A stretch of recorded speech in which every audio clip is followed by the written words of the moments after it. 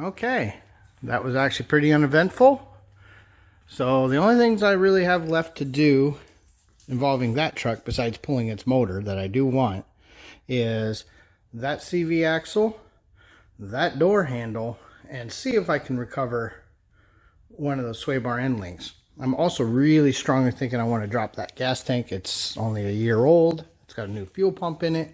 Seems like a nice thing to have, and they're $300 some, even though this fuel tank isn't. I think that's fine. But, you know, fuel pumps, they go out. They're not free. So if I already own it, why not grab it? Outside of that, it was an interesting drive. Just threw it in 4-wheel, which now I'm going to have to turn it back on and turn off 4-wheel to make my life easier. And let her crawl in all the way up hills, down hills, through a gate. And then at the end, Jeff just threw an emergency brake down. Because, as you can tell, definitely no brake. And not on any public roads or anything. This is all just in my yard. So, yeah. This is the final tearing things apart in the fish truck. So, hopefully in another week or two, this is heading off to be recycled and become a refrigerator or something. You never know what they're going to turn things into. So, yeah.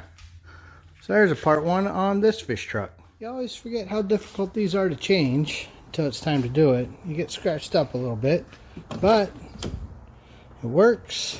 It opens, it closes. Started kind of swapping stuff. I did decide to go ahead and get that piece of trim out of the other fish truck. Let's see. So, starting to stack bad stuff in here.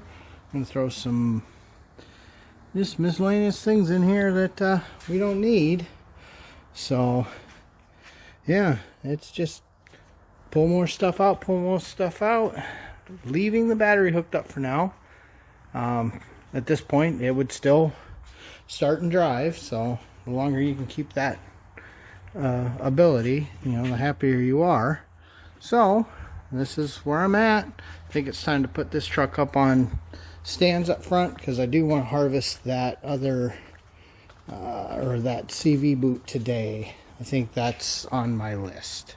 Welcome back. I've got that one out, and you can see it's bad. That's not supposed to do that. So that guy's out.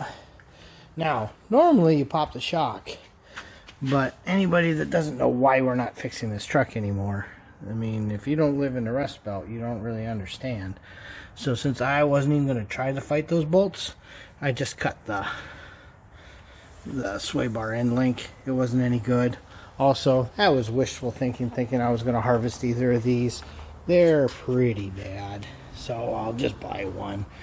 You can see they're not going to survive cutting out.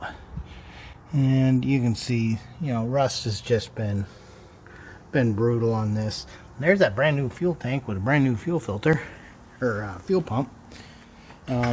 So yeah, so I got that out, and honestly I'm not putting one back in because this is never getting driven again, so I'm not worried about this bearing coming apart.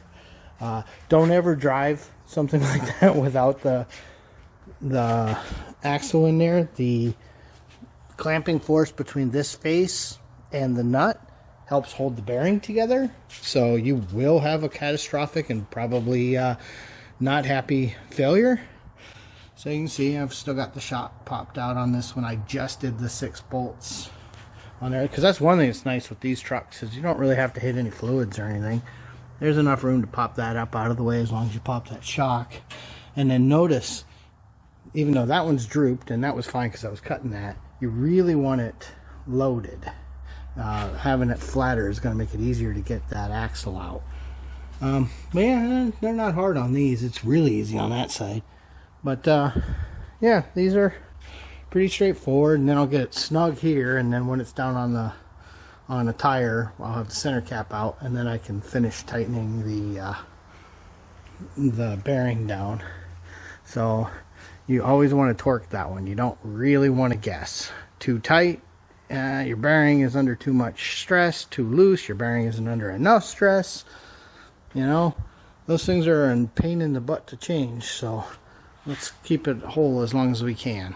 Almost forgot to point out that I was able to harvest the skid plate.